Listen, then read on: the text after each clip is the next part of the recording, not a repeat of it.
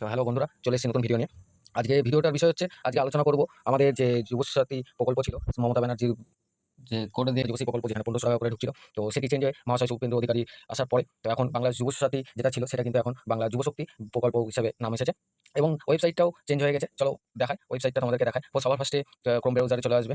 আমি চেক করছিলাম, তাই জন্য এখানে আছে নতুন ফোল্ডার করলে এখানে লিখবে বিভার সাথী, যেহেতু আমি সার্চ করে রেখেছিলাম বিভার সাথী। সবার প্রথমে যে বাংলা যুবশক্তি দেওয়া আছে government of West Bengal, HTTPS yuvashakti.wb.government.in এই পোর্টালে এই লিঙ্কটাতে ক্লিক করবে।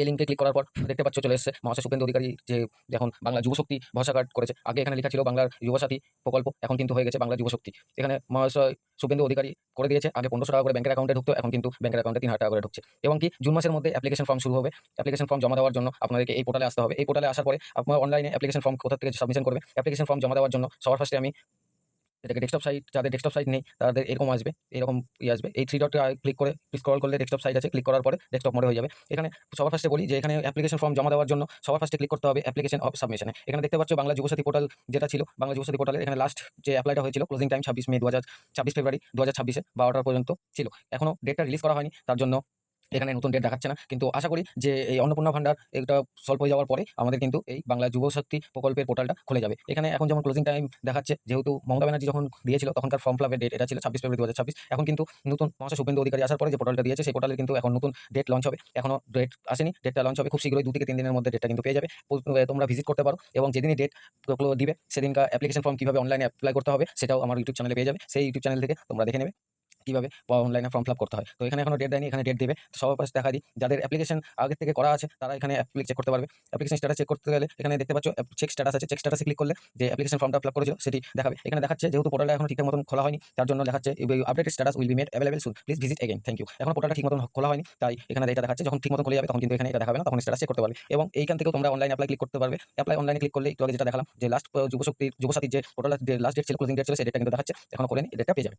তো তারপরে বলি এখানে স্ট্যাটাস অ্যাপ্লিকেশন স্ট্যাটাস ক্লিক করার পর এখানে বলে দিই তোমাদের কি লাগছে যুবশক্তি প্রকল্পে অ্যাপ্লাই করার জন্য, তোমাদের কি ডকুমেন্টস লাগছে। ডকুমেন্টস লাগছে এখানে অ্যাডমিট কার্ড, সেলফ অ্যাটাস্টেড, সে মানে মাধ্যমিক বা তার সমতুল্য কোনো যদি স্কুল থেকে পাস আউট করা থাকে সেটা ডকুমেন্টস লাগছে। এবং সেলফ অ্যাটাস্টেড মানে হচ্ছে নিজের সাইন করা লাগবে। যে ডকুমেন্টসটা এখানে মাধ্যমিক বা ইলেভেন্থের যে অ্যাডমিট কার্ডটা দিবে তুমি, সেটা নিচে জেরক্স কপি নিচে তোমার নিজের হাতে সাইন করা চাই। এবং এটা কিন্তু পিডিএফ ফরম্যাটে অনলি নিবে, জেপিজি বা এক্সেল ফরম্যাটে নিবে না, পিডিএফ ফরম্যাটে দিতে হবে। এবং ফাইল সাইজ দিয়ে দিচ্ছে ম্যাক্সিমাম 300 কেবি, ম্যাক্সিমাম 300 কেবি পর্যন্ত রাখতে হবে। 300 কেবি কম হলেও চলবে, কিন্তু 300 কেবির উপরে নেবে না। তারপর 2 নম্বর কি লাগছে, মাধ্যমিকের মার্কশিট লাগবে, মাধ্যমিকের রেজাল্ট অথবা সার্টিফিকেট লাগবে, বা সমতুল্য যদি কোনো কোয়ালিফিকেশন থাকে তার মার্কশিট এবং সার্টিফিকেট লাগবে। এবং সেটার মধ্যেও কিন্তু সেলফ অ্যাটাস্টেড মানে নিজের হাতে সাইন করা লাগবে, এটাও পিডিএফ অনলি, এটারও সাইজ হচ্ছে 300 কেবি লাগবে। এবং 3 নম্বর কি লাগছে, copy of Aadhaar card self attested, এই আধার কার্ডের জেরক্সও কিন্তু লাগছে, তার নিচেও কিন্তু নিজের স্বাক্ষর করা দরকার। এবং পিডিএফ লাগবে। এখানে যতগুলো ডকুমেন্টস লাগছে সবগুলো কিন্তু পিডিএফ ফর্মে লাগছে এবং 300 কেবির মধ্যে লাগবে, 300 কেবির উপরে হলে কিন্তু আপলোড নেবে না। এবং তোমরা কিভাবে এইটি 300 কেবির মধ্যে রাখবে সেটা আমার ইউটিউব চ্যানেলে ভিডিও করে দিব। যারা যারা ভিডিওটা দেখতে চাও তারা কমেন্টে পিন করো, আমি তাদের জন্য অবশ্যই ভিডিওটা বানিয়ে দেবো যে কোন অ্যাপ থেকে বা কোন ওয়েবসাইট থেকে তোমরা এই রিসার্চ করতে পারবে, সেটা আমি ভিডিও অবশ্যই দেবো। পিডিএফ কিভাবে করবে সেটাও আমি অবশ্যই ভিডিও বানিয়ে দেবো, আমার ইউটিউব চ্যানেলে পেয়ে যাবে।